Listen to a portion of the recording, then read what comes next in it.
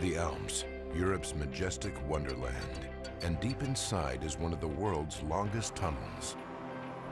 Every day it carries thousands of motorists in safety, until an ordinary truck explodes into flames. The tunnel turns into a terrifying death trap in just 14 minutes. Now with cutting-edge computer technology, we reveal exactly what went wrong. Disasters don't just happen. They're triggered by a chain of critical events. Unravel the fateful decisions in those final seconds from disaster.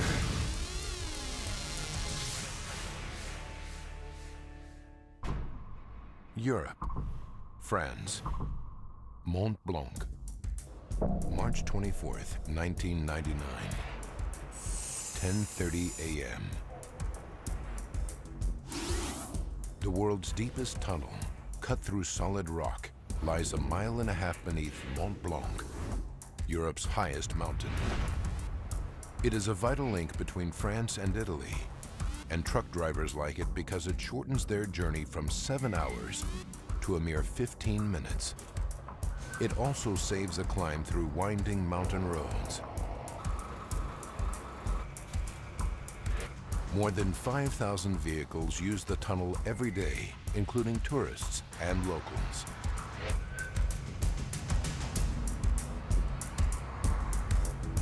It's a fine spring morning as British trucker John Whitby heads for the toll on the Italian side.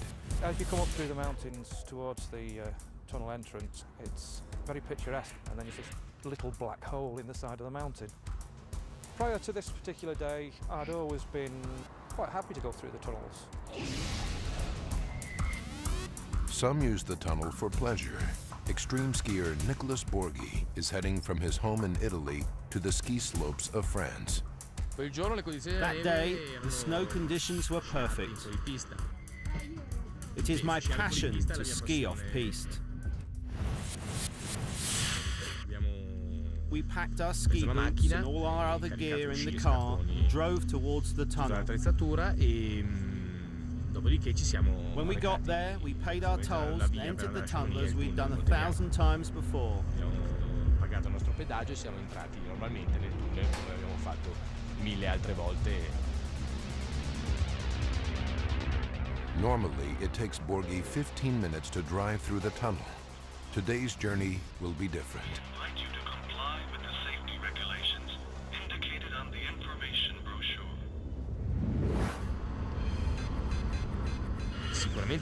Surely it's always dangerous to cross a tunnel, but nothing had ever happened before. And we wish you a pleasant trip. As Borghi and Whitby drive through the tunnel from Italy to France, 2 independent control rooms monitor their progress, one on the Italian side and one on the French side. Until now, it's just another day in the tunnel. A tunnel that has carried more than 45 million vehicles since it opened in 1965. A remarkable feat of engineering. It took 4 years to blast through the solid rock of the Alps to create one of the longest tunnels in the world, and one of the safest. 18 fire shelters are spaced every third of a mile throughout the tunnel. There are 77 emergency telephones, with a dedicated rescue team at the French end and volunteer rescuers at the Italian end. Until March 24th, 1999, it's free of major incidents, as the teams have extinguished all previous truck fires without major casualties. But this is about to change.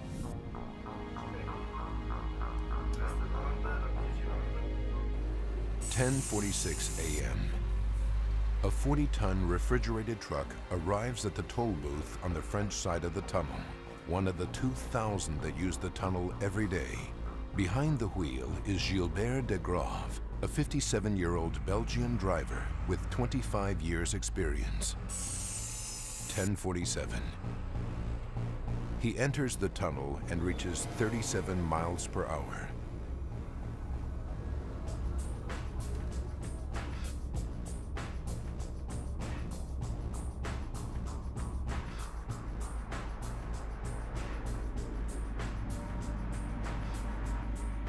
His refrigerated rig is carrying an everyday load, 9 tons of margarine and 12 tons of flour destined for a food factory in Milan.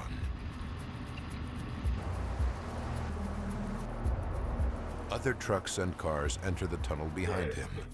And as always, 40 closed-circuit TV cameras monitor the progress of all vehicles. 10:49. De Graaf's truck has been in the tunnel for 2 minutes, but neither he nor the closed-circuit TV cameras pick up the first signs of trouble. White smoke is escaping from behind his cab. De Graaf's truck is now 1.5 miles underground and over 1 mile into the tunnel. Unaware of the smoke, he continues his journey. 10:50. The smoke increases. De Graaf is nearing the middle of the tunnel. 9 sensors run the length of the tunnel, feeding visibility information to the control rooms at both ends. When visibility is reduced by 30%, it triggers an alarm. But the smoke billowing from De Graaf's truck isn't that dense yet. At last, De Graaf notices. I looked at my side mirrors. I saw some smoke at the right side, but not much. So I drove on normally. 10:51. De Graaf is more than 3 miles into the French side, and the situation is now far from normal. Oncoming cars and trucks can clearly see smoke from behind the cab. It passes under the trailer and swirls up toward the roof of the tunnel. Other drivers realize that something is wrong, and they try to get De Graaf's attention. 10:52. Now the smoke is dense enough to trigger the tunnel's sensors. They raise an alarm in the French control room, but not the Italian one. Due to a false alarm, it was turned off the previous day. False alarms are not uncommon. At this stage, only the French tunnel operator hears the alarm, but doesn't know its cause. Meanwhile, the entrance tolls to the tunnel remain open, and vehicles continue to enter from both ends.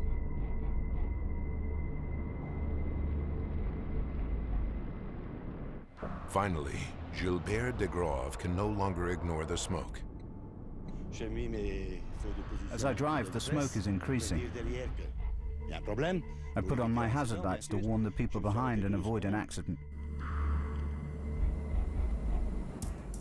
10:53. He brings his truck to a halt. He is more than 3.5 miles in, the halfway point of the Mont Blanc tunnel. I stopped slowly. I got out of the truck and the smoke was much more noticeable. A line quickly forms behind him. I tried to grab hold of the extinguisher, but I didn't have time because the whole cabin was in flames. Suddenly, it explodes. De Graaf abandons his truck and runs towards Italy. Driving towards him on the other side of the road is Nicholas Borghi.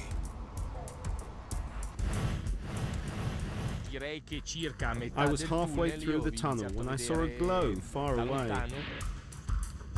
Then, when I was 20 meters away, I saw a massive flame and the truck driver running away. The line behind De Graaf's truck is growing. 38 men and women are stuck in their vehicles, and none of them can see the danger ahead. But John Whitby, who is coming from the opposite direction, can. We looked down the tunnel and couldn't see anything but blackness. But what we didn't know at that point was that the blackness was actually thick smoke. And that thick smoke is rapidly enveloping the vehicles stuck behind De Graaf's truck. Within seconds, the road tunnel could turn into a raging inferno. Seconds from disaster will continue in a moment. We now return to Seconds from Disaster.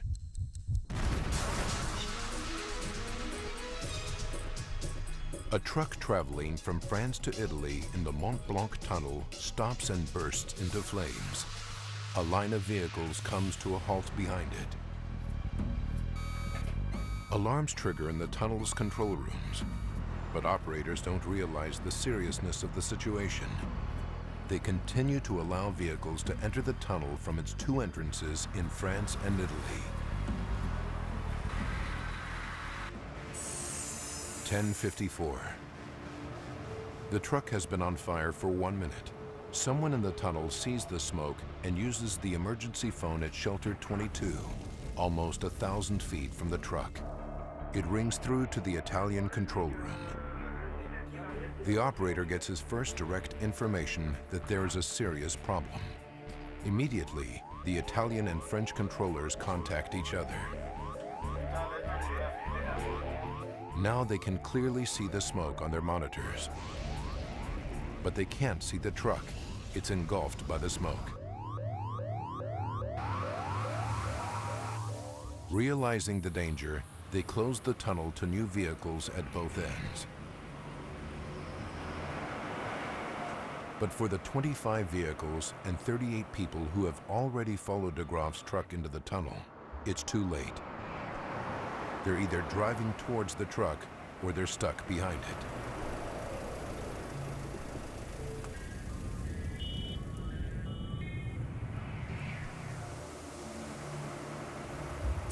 (10:56).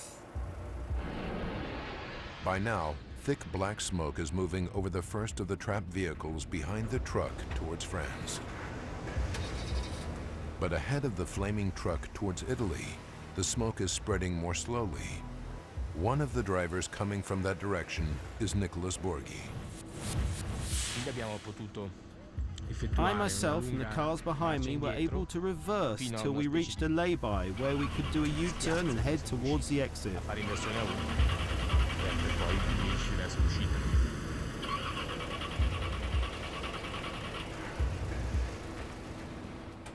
In the Italian control room, an operator sees the fleeing vehicles and pumps in fresh air. But this increased airflow moves through the tunnel towards the fire and France. When air hits fire, it creates a problem.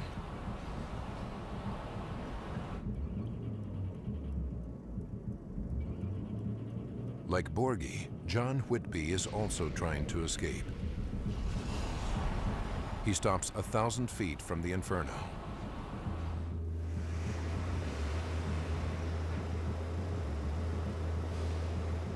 But the tunnel is too narrow for his truck to turn. He has no choice but to abandon it. As he does, he looks back on the trapped vehicles. There must have been a lot of people that just did not stand a chance at all. It must have been absolutely horrifying for them. As Whitby makes his escape, the fire is burning fiercely, producing more and more thick black smoke. 10:57. The fire has been raging for just 4 minutes, yet the killer smoke has already traveled 1/3 of a mile towards France. The alarm reaches the tunnel's rescue team stationed at the French entrance, and a 4-man team prepares to go in. 10:58. The wall of smoke from the epicenter of the fire obscures the view of the closed-circuit TV cameras. And as the French rescue teams enter the tunnel, they don't know that 38 people are stuck in their vehicles behind the truck.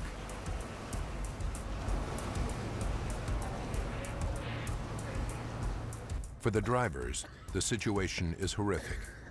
Visibility is reduced to less than 2 feet. Panicked, some try to drive away. But the lack of oxygen kills their engines and their only means of escape. In desperation, some try to reach shelters, specially designed fireproof rooms located every 1/3 of a mile, but their quest is futile. It's a living nightmare.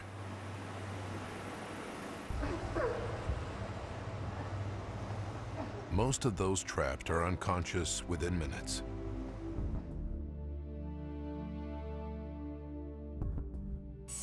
It's now 11 o'clock.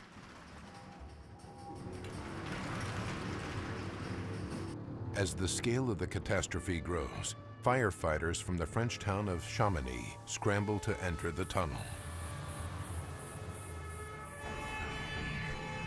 But they only travel 2.5 miles before their vehicle is swallowed by smoke. Unable to turn around, they are forced to abandon it and seek shelter in a maintenance room, where they will remain for 5 hours.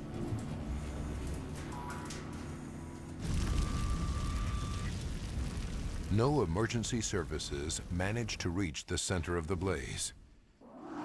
And now, the first rescuers enter from the Italian side, where the smoke is spreading more slowly.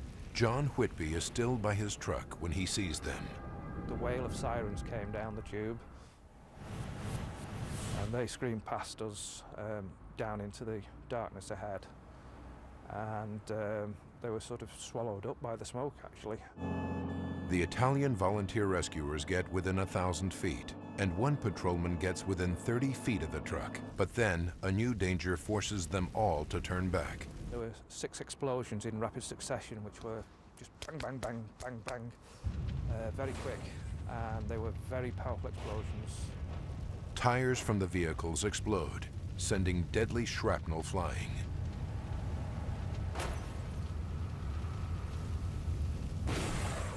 The tunnel walls shook with the force of the explosion. Within a minute or two of that happening, the fire brigade were back. As they retreat, the Italians rescue John Whitby and other drivers. Among them is Gilbert de Grave, the driver of the truck that starts the Inferno. They exit the tunnel on the Italian side, all making a miraculous escape. 11:11.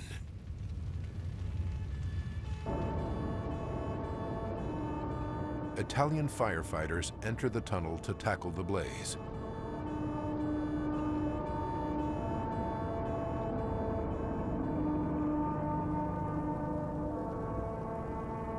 Leading them is Fire Chief Dionigi Glari.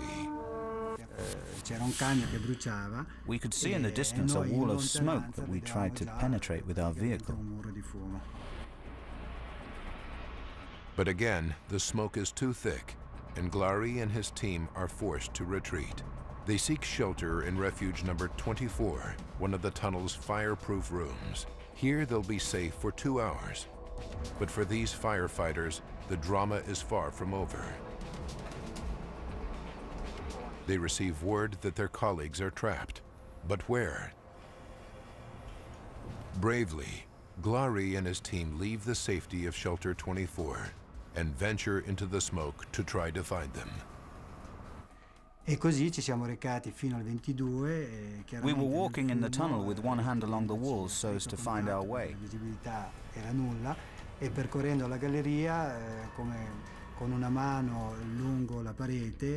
Reaching the next refuge, we entered, looked around, and found there was no one there. The conditions worsen, and after 10 minutes, the firefighters are forced back to Shelter 24. To their disbelief, the smoke-proof room now offers them little protection. We saw smoke coming from the ventilation vents that should send clean air into the refuge. With their breathing apparatus running on empty, they are desperately short of air.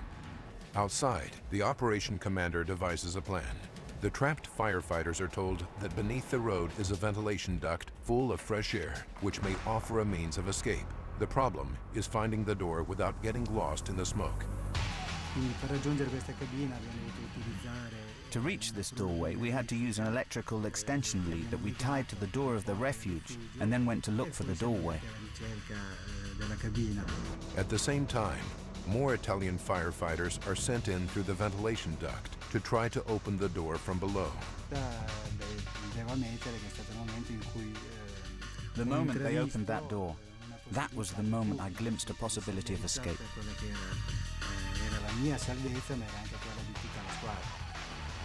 The rescuers become the rescued. After 3 hours, Glary and his team are able to escape through the ventilation duct. But what they don't know is that 38 people are still trapped inside the tunnel, with temperatures exceeding 1,000 degrees.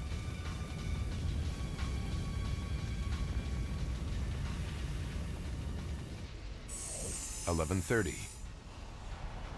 37 minutes after the truck erupts in flames, the dense, deadly smoke now stretches for nearly 4 miles, filling the tunnel all the way to the French exit.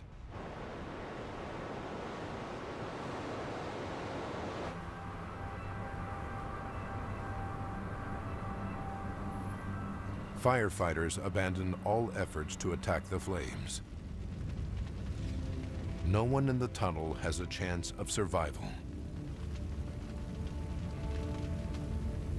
The fire is so ferocious, it burns for 53 hours. Only then can firefighters pick their way through the charred debris. They are horrified to discover the remains of the 38 trapped people. These pictures reveal the true extent of the tragedy. Those who survive, like Nicholas Borghi, are astonished at the fire's ferocity. More shocking is that the heat had melted the steel in the lorries. You could only see the basis of the lorries, the skeleton. What could have happened to those poor people left in there? The disaster takes everyone by surprise. How could such a catastrophe occur? How could an ordinary truck carrying an ordinary load of margarine and flour cause one of the worst tunnel disasters on record? From the moment the truck enters the tunnel, it takes just 14 minutes for 38 people to perish. Now, we rewind the events of that fateful day and go deep into the investigation to reveal what really happened. Advanced computer simulation will take us where no camera can, into the heart of the disaster zone. A team of experts is assembled to investigate the fire. Using their data, we can piece together the deadly chain of events to find out what caused this terrible tragedy. The first mystery facing the experts is what starts the fire in the truck. They trace the truck's journey on its approach to the tunnel. This is where problems could first occur. Trucks frequently overheat on the long climb up to the tunnel entrance. Investigators examine the remains of the truck. Is there a fault with the FH-12 engine? After intensive tests, they find no conclusive evidence of overheating. Then, a breakthrough. Investigators find particles inside the engine that could only get there if the air filter had burned before the main fire. But how could the air filter have burned first? One theory is that a casually discarded cigarette from a passing vehicle enters the truck's air filter on top of the cabin. The cigarette travels down the filter, which catches fire. Particles then enter the engine, causing that to catch fire. Then the blaze starts. It's a strong possibility. Investigators then carry out an experiment on a similar truck in similar conditions. Although not conclusive, it proves that a cigarette butt entering the air filter could cause a fire. But that in itself is not enough to cause a tragedy on the scale of the Mont Blanc tunnel fire. How did this small fire turn into a raging inferno? Stay tuned. More Seconds from Disaster in a moment. And now, back to Seconds from Disaster. Deep in the Mont Blanc tunnel, a minor fire suddenly spirals out of control. In 14 minutes, 38 people perish. Using advanced computer graphics based on official reports, we go deep into the investigation to unravel the deadly chain of events. Investigators believe it starts with a small fire smoldering in the engine beneath the cab. 14 minutes from disaster, de Grave enters the tunnel. But the fire only erupts after he stops and abandons his vehicle. Could the movement of air prevent the fire from taking hold? Experts know that truck fires can develop more quickly when vehicles slow down or stop because the supply of oxygen increases, which feeds the fire. Ed Gallia is a fire expert. There was a recent example where a bus had caught fire in an alpine tunnel, and the bus driver continued driving, managed to get the vehicle through the tunnel to the other side, managed to evacuate the vehicle, and then the bus erupted into flames. Maybe if de Grave had continued driving, he could have made it to the end of the tunnel before the fire flared up. But he didn't. 7 minutes from disaster, he stops halfway through the tunnel. Almost immediately, the truck bursts into flames. But why did it spread so quickly? Underneath the refrigerated trailer, just feet from the flames, are the truck's diesel tanks. Investigators know that in previous truck fires, diesel is a contributing factor. Did diesel from de Grave's truck fuel the fire? De Grave's truck is carrying 145 gallons of diesel. His tank is only half full, so it can't be the cause of the rapid spread of fire.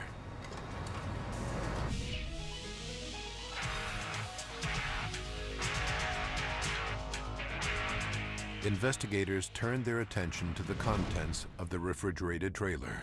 It's carrying 9 tons of margarine and 12 tons of flour, a seemingly harmless load that's not even classified as dangerous goods. With little else to go on, they began to experiment with the cargo.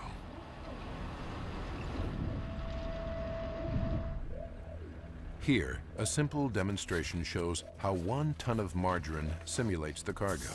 It's wrapped in polystyrene sheets, the same insulation material lining the refrigerated trailer. After just 2 minutes, it proves to be a highly combustible combination. In refrigerated vans, you have polyurethane, and when this burns, it produces a lot of heat. It can burn very rapidly. When the margarine melts due to the fire, it's an oil-based material, and it will also rapidly burn, producing quite a lot of heat. Margarine has a very high energy content. When melted, it's almost as dangerous as gasoline. Our experiment shows how dangerous things can be in the open air.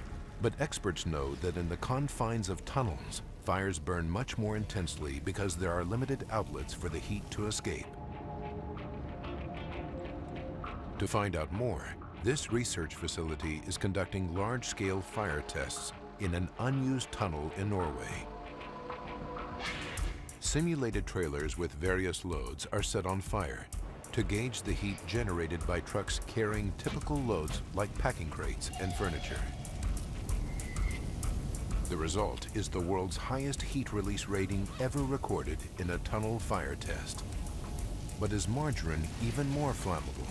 The Mont Blanc team calculates that the burning load of margarine may have rated even higher. The intensity of the fire on March 24, 1999 takes everyone by surprise, including Mont Blanc tunnel expert Jean Martinetti.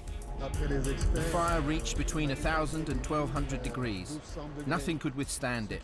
Everything melted, the ground, the concrete, the structure. It was completely unthinkable, a real crematorium.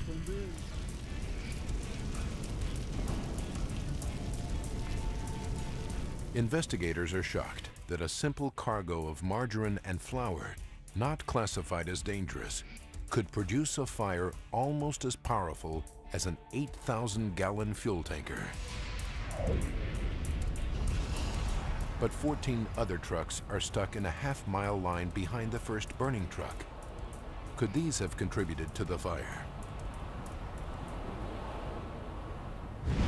The combined firepower of these trucks burning together takes the Inferno to an unimaginable level of horror for the 38 trapped people in the tunnel. The vehicles that were involved in the fire had the energy content equivalent of about 5 to 7 petrol tankers full of fuel.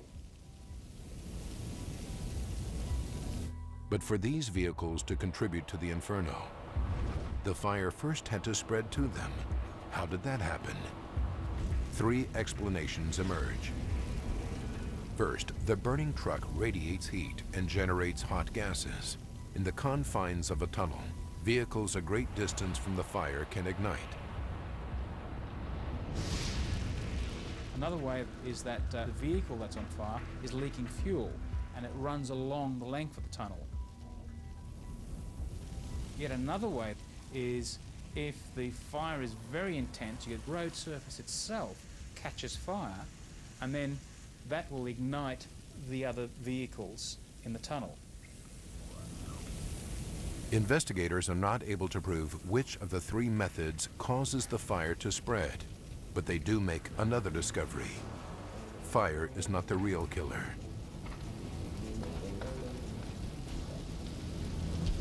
We found out later that people died in the cars before they could even open the doors and get out. So if fire isn't the killer, what is? We'll return with more Seconds from Disaster after this. You're watching Seconds from Disaster.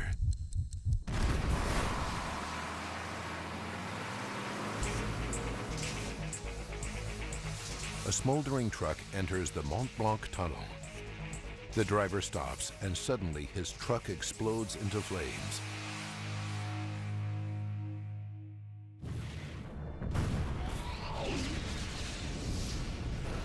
Investigators know that the driver manages to escape the Inferno by running towards Italy. But 38 motorists behind his truck, back towards France, perish.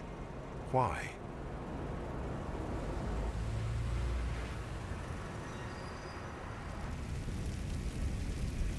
Investigators focus on the smoke given off by the fire. Without realizing it, John Whitby is a witness to this deadly wall of smoke. All we could see ahead was blackness about 200 metres from where we were stopped. It was just completely dark. We presumed that it was just lack of lighting, but it actually turned out to be the smoke from the fire. 7 minutes from disaster. Data gathered from sensors in the tunnel revealed that in these minutes, smoke travels half a mile over the 25 gridlocked vehicles. The smoke travels 15 feet per second, nearly 10 miles per hour, creating a sudden loss of visibility down to 1.5 feet.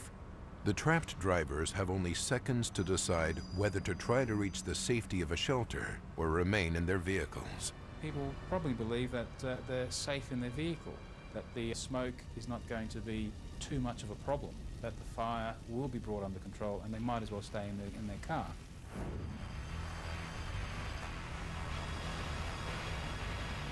Four minutes left.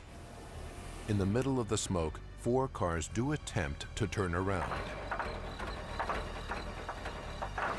The tunnel is wide enough, so why don't they make it? Experts know that car engines need oxygen to work. The fire is consuming the oxygen and replacing it with carbon monoxide.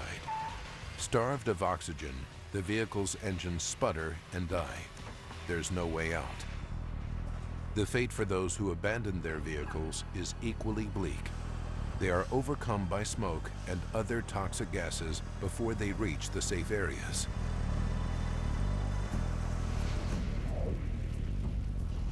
Analysis of the scene reveals that the smoke contains cyanide. a gas that no one can survive. The smoke fills the French half of the tunnel so rapidly that none of the 38 trapped people stands a chance. Even the fittest individual couldn't outrun it.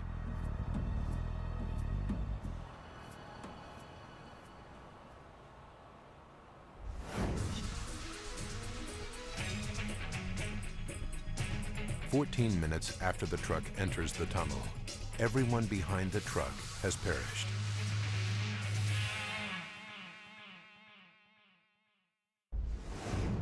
Investigators now turn their attention to the deadly smoke and why it moves towards France. Normally, air in the tunnel flows the other way, towards Italy.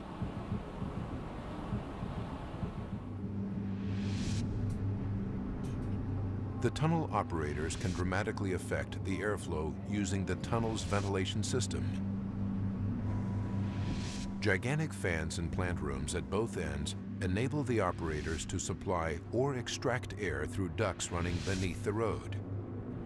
Normal operation requires ducts to supply air, but in the event of fire, duct 5 is supposed to be set to remove the smoke. Did operators carry out the correct emergency procedure? Jean Martinetti has studied the official reports and knows the tunnel inside out. He is shocked by what he learns. When the fire occurred, on the Italian side, according to the reports, the Italian operator blew fresh air in instead of extracting it. A soufflé de l'air frais au lieu de l'aspirer. The Italian tunnel operator sees motorists attempting to turn around. To aid their escape, he adjusts the ventilation settings and pumps in fresh air. The disruption of normal airflow plays a major role in the disaster, although the air blown in from Italy undoubtedly saved some lives, including John Whitby's.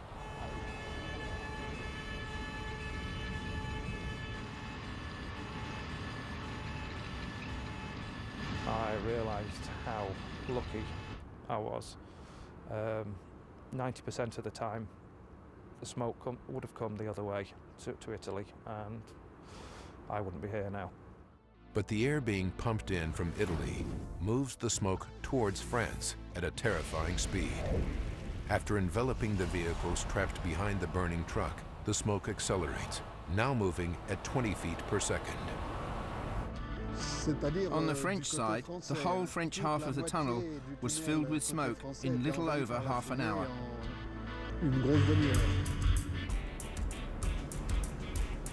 Approaching the fire from either end of the tunnel is impossible, and all rescue attempts are called off.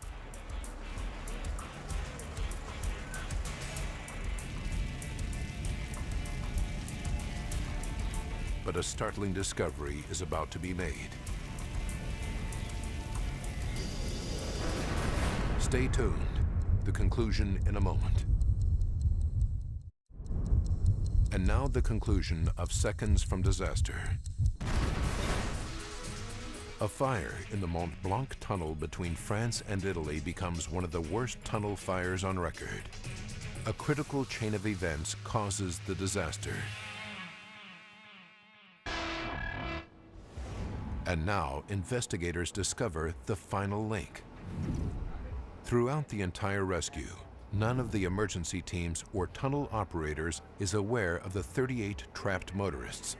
The closed-circuit TV cameras are so quickly blocked by the smoke that it's impossible for the tunnel operators to see them. Emergency telephones only work intermittently, and sensors that detect smoke aren't adequate. In fact, one is even turned off the day before the fire. Worse still, there is no communication between the French and Italian rescuers. Even firefighters become trapped. It is a totally uncoordinated effort. Tackling a fire of this severity seems to take everyone by surprise. A lack of fire drills might explain why it's more than 3 hours after the fire begins that the last of the trapped Italian firefighters are brought out through the underground ventilation ducts. They were absolutely black. You couldn't see the colour of the helmets or the uniforms. You couldn't see the colour of the fire engines. everything that came out of that tunnel was black. It was a horrible sight, really. The Inferno rages for 53 hours before it's extinguished.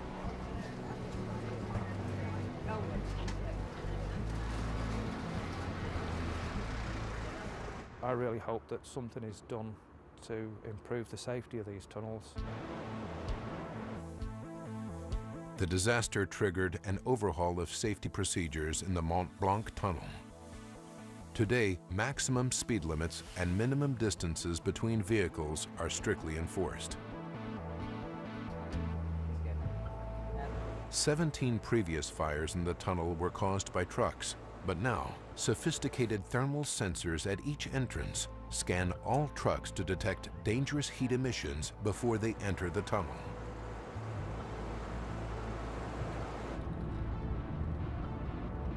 The tunnel operators have gone a long way to correct the mistakes. They stage regular fire and evacuation drills.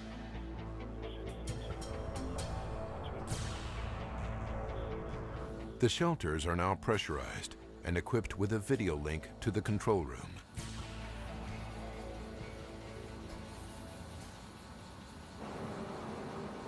Staircases now connect them directly to evacuation tunnels below the road.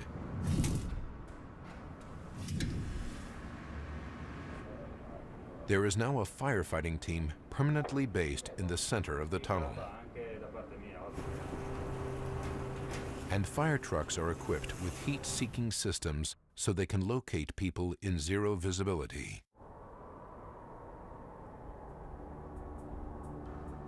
March 24, 1999 provided clues that may save lives in the future, but it's small consolation for relatives of the people who died in the tunnel, including one firefighter who died from his injuries later.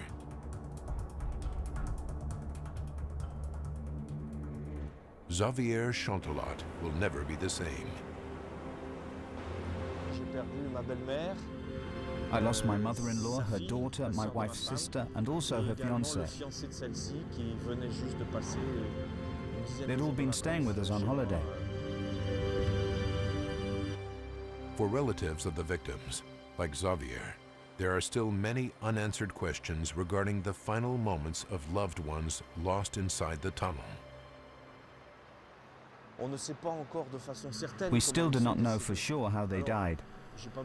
I'm sure I don't need to describe the horrific images I have in my head. People running about on fire or collapsing, trying to get out. You think of everything. The Mont Blanc tunnel fire and its critical chain of events reveals the dangers of deep road tunnels. On that day, a large white truck enters the tunnel. A small fire under the cab gives off a stream of white smoke. The truck stops.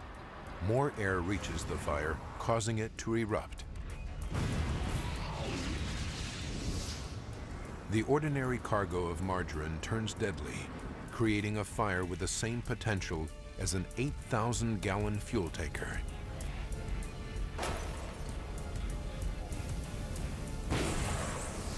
Unusual weather conditions and incorrect use of the tunnel's ventilation system creates a wall of smoke that quickly envelops 38 trapped motorists.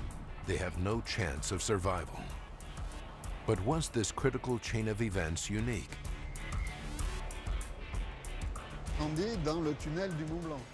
I think there will be another fire in the Mont Blanc tunnel. Tomorrow, in 6 months, a year. But the emergency services are better adapted today than they were at the time of the disaster. But there will be another fire. Is another Mont Blanc disaster possible somewhere in the world? Yes, it is. And it's perhaps only a matter of time. But until it happens, millions of vehicles will continue to travel through road tunnels every day.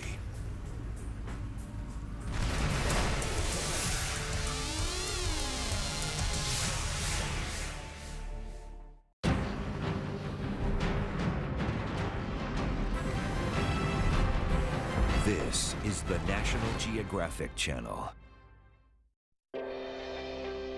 The Alps, Europe's majestic wonderland, and deep inside is one of the world's longest tunnels. Every day it carries thousands of motorists in safety, until an ordinary truck explodes into flames. The tunnel turns into a terrifying death trap in just 14 minutes. Now with cutting-edge computer technology, we reveal exactly what went wrong. Disasters don't just happen. They're triggered by a chain of critical events. Unravel the fateful decisions in those final seconds from disaster.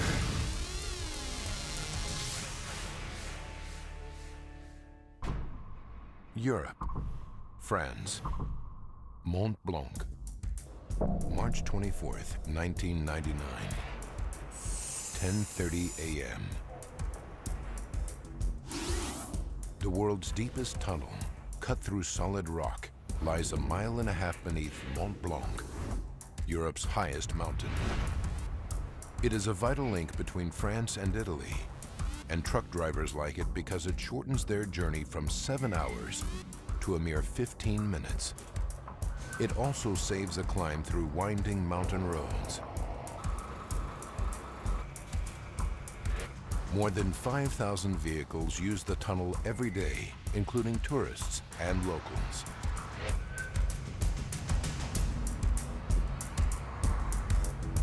It's a fine spring morning as British trucker John Whitby heads for the toll on the Italian side. As you come up through the mountains towards the tunnel entrance, it's very picturesque, and then there's this little black hole in the side of the mountain. Prior to this particular day, I'd always been quite happy to go through the tunnels. Some use the tunnel for pleasure. Extreme skier Nicholas Borghi is heading from his home in Italy to the ski slopes of France. That day, the snow conditions were perfect. It is my passion to ski off-piste. We packed our ski boots and all our other gear in the car and drove towards the tunnel. When we got there, we paid our tolls and entered the tunnel as we'd done 1,000 times before. Pagato il nostro pedaggio e siamo entrati normalmente nel tunnel come abbiamo fatto 1000 altre volte. Normally, it takes Borghi 15 minutes to drive through the tunnel. Today's journey will be different. Invite you to comply with the safety regulations indicated on the information brochure.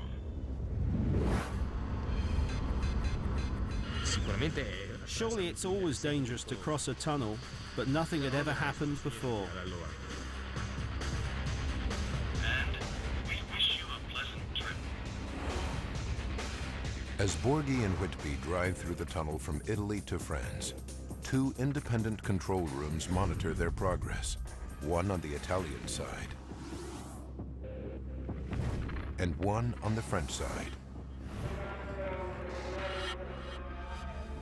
Until now, it's just another day in the tunnel. A tunnel that has carried more than 45 million vehicles since it opened in 1965. A remarkable feat of engineering. It took 4 years to blast through the solid rock of the Alps to create one of the longest tunnels in the world, and one of the safest. 18 fire shelters are spaced every third of a mile throughout the tunnel. There are 77 emergency telephones, with a dedicated rescue team at the French end and volunteer rescuers at the Italian end.